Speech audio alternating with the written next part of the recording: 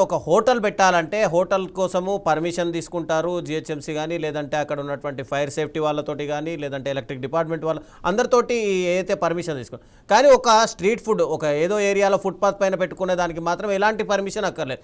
ఎవరి ఇష్టారీతిన కొత్త కొత్త ఫుడ్, అవి కూడా మనం పేర్లు వినని రకాల ఫుడ్లు కూడా ఇప్పుడు మనకు హైదరాబాద్లో దొరుకుతున్నాయి. అవి ఎవరు పర్మిషన్ ఇస్తున్నారు? ఎంతవరకు దీనిపైన దాడులు జరుగుతున్నాయి? అదే వాస్తవానికి చాలా మట్టుకు పర్మిషన్స్ లేవు. నేను చెప్పాను కదా, దాదాపు 1,00,000 ఉన్నాయి. 1,00,000లో 25,000 హోటల్స్కు, తర్వాత బేకరీలకు, ఇలాంటి మొత్తంకు 25,000 మాత్రమే ఫుడ్ సేఫ్టీ లైసెన్స్ ఉంది. 75,000కు లేదు. ఇంకా అవి కాకుండా మీరు చెప్పినట్టుగా రోడ్డు మీద రోజుకొక 100,000 మంది, ఎందుకంటే హైదరాబాదుకు భారతదేశంలో ఉన్న అన్ని రాష్ట్రాల నుంచి జనాలు వస్తారు. ఇప్పుడు ఒరిస్సా ఉంది, అస్సాం ఉంది, బీహార్ ఉంది, నేపాల్ ఉంది, ఇలాంటి వాళ్ళు వస్తారు. వాళ్ళకు పెద్దగా చదువులు ఉండవు. ఏం చేస్తాడు, ఒక పానీపూరి బండి పెట్టుకుంటాడు, ఒకడు చైనీస్ బండి పెట్టుకుంటాడు, 65 అంటాడు, ఒక చిన్న షెడ్ వేసుకుంటాడు, ఏదో రోడ్డు మీద పెట్టేస్తాడు. దీనికి ఎలాంటి పర్మిషన్స్ తీసుకోవట్లేదు. వాస్తవానికి అయితే తీసుకోవాలి, దీన్ని మానిటరింగ్ చేయాలి. సో మానిటరింగ్ చేయాల్సిన వాళ్ళు స్టాఫ్ తక్కువ ఉందని వాళ్ళు చేతులు ఎత్తేస్తున్నారు. సో ఎవరు మానిటరింగ్ చేయాలి? వాస్తవానికి అధికారులు, ప్రభుత్వం ఇనిషియేటివ్ తీసుకొని చేయాలి. సో ఇలా దాదాపు 75,000 చిన్న చితక పెద్ద అని, ఎందుకంటే బోర్డు పెట్టి కొంచెం హోటల్ లాగా పెద్దగా ఉంటేనే ఖచ్చితంగా పర్మిషన్ అనేది తీసుకుంటారు. ఈ బోర్డు లేకుండానే చాలా ఉన్నాయి. మనం పానీపూరికి ఏం బోర్డు ఉంటుంది చెప్పండి?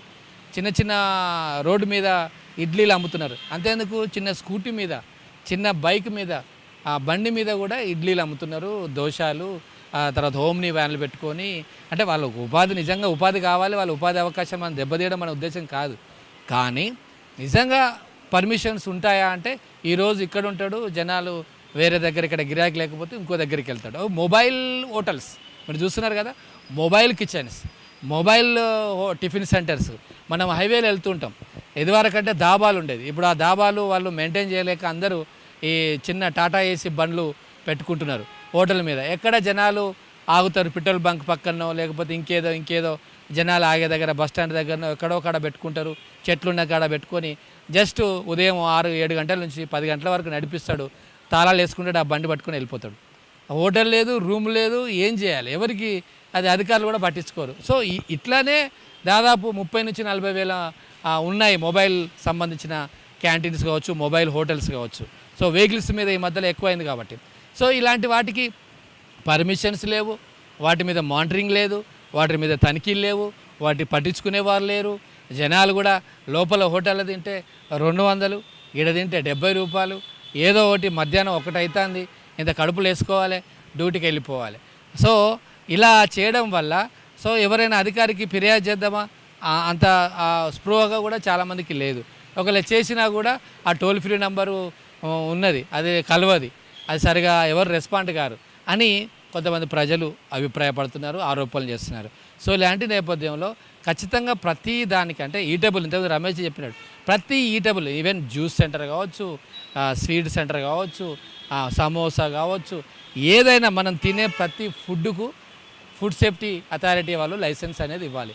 లైసెన్స్ ఇచ్చి వదిలిపెట్టడం కాదు, ఆన్లైన్లో లైసెన్స్ వస్తుంది, కానీ దాని మీద మానిటరింగ్. ఒక ఏరియాలో వరుసగా నెలకోసారో 2 నెలలకోసారో కనీసం దాడులు చేస్తే కనీసం కొంత ఫియర్ అని ఉంటుంది. కొంచెం వాడు జాగ్రత్త పడతారు వాళ్ళు. కొంచెం మంచి వాటర్ వాళ్ళు చూస్తాం, ఎక్కడదో కుళాయి వాటరో లేకపోతే ఎక్కడదో తీసుకొస్తాడు, దాంట్లో పెట్టేస్తాడు, ఆ వాటర్ తాగేస్తాడు. ఒకవేళ కొంచెం సేఫ్టీ చూసుకునే వాళ్ళకు 20 రూపాయలు వాటర్ బాటిల్, 20ని కాస్త 30 రూపాయలు అంటాడు. అది పెట్టుకోలేని వాళ్ళు 20 రూపాయలు 30 రూపాయలు పెట్టుకుని రోజు డైలీ లేబర్స్ చాలామంది ఉంటారు. ఒక రోజుకు 300 నుంచి 500, 1000 రూపాయల పని చేసుకునే వాళ్ళు ఒక వాటర్ బాటిల్ తీసుకొని 20 రూపాయలు వాటర్ బాటిల్ తీసుకొని 50 రూపాయల మీల్స్ తినలేడు. సో ఇట్లా ప్రజలకు ఉన్న ఏదైతే ఆర్థిక పరమైన ఇష్యూస్ ఏవైతే ఉన్నాయో ఈ బలహీనతలు క్యాచ్ చేసుకొని చాలామంది ఇలాంటి వ్యవహారం నడిపిస్తున్నారు. లైసెన్స్ బోర్డులు ఉన్నాయి, బోర్డులు లేకపోతే లైసెన్స్ రిక్వైర్మెంట్ లేదు, లైసెన్స్ లేకపోతే దానికి ఒక మానిటరింగ్ ఉండదు, మానిటరింగ్ లేకపోతే ఇష్టానుసారంగా వాళ్ళు పెట్టడము, ఈ యొక్క ప్రజల యొక్క ఆరోగ్యం అంతా పాడైపోయినట్టు. ఇప్పుడు డాక్టర్ గారు చెప్పినట్టు చాలా వ్యాధులు వస్తున్నాయి, 1 కాదు 2 కాదు, ఆ బోలెడన్ని వ్యాధులు. చిన్నపిల్లలకు ఒకప్పుడు గ్యాస్ట్రిక్ అంటే 40, 50 ఏళ్ళు, 60 ఏళ్ళు, 70 ఏళ్ళకి వచ్చేది. ఇవాళ 10 ఏళ్ళ అబ్బాయికి గ్యాస్ట్రిక్ ప్రాబ్లం వస్తుంది, 10 ఏళ్ళ అబ్బాయికి కడుపు నొప్పి అట. ఎందుకు? బయట ఫుడ్ తినడం వల్ల. సో అది కూడా సరిగా లేకపోవడం వల్ల క్వాలిటీ ఉండదు, దానికి టెస్టులు ఉండవు, దానికి వాడే రా మెటీరియల్ ఏం వాడుతున్నారు మనం చూసాం. ఇటీవల వీళ్ళు రైడ్ చేసినప్పుడు ఎలుకలు, బొద్దింకలు తిన్నవి, ఖరాబ్ అయినాయి ఆయిల్ మనం చూస్తే రవిచంద్ర అదే ఆయిల్ రిపీట్ చేస్తూ ఉంటారు. ఒక ఆయిల్ ఏదైనా జిలేబీ వాడుతున్నారు, లేదా ఒక మిర్చి బోండాలు, చాలామంది పునుగులని అవి ఇవి తింటూ ఉంటారు. సో ఆ ఆయిల్ ఒక రాజ్ కుమార్, అంటే స్ట్రీట్ ఫుడ్లలో కూడా అక్కడ ఎక్కడైతే ఆయిల్ సరిగ్గా లేదో, ఎక్కడైతే అదే ఆయిల్ యూజ్ చేస్తున్నారో అక్కడ కూడా ప్రజలు గంటలు గంటలు నిలబడి టోకెన్లు తీసుకొని మరీ తింటున్నారు. అంటే ఆయిల్ అక్కడ డబల్ యూజ్ చేస్తున్నారు, త్రిబుల్ యూజ్ చేస్తున్నారు అని తెలిసి కూడా ప్రజల్లో ఎలాంటి మార్పు రావట్లేదు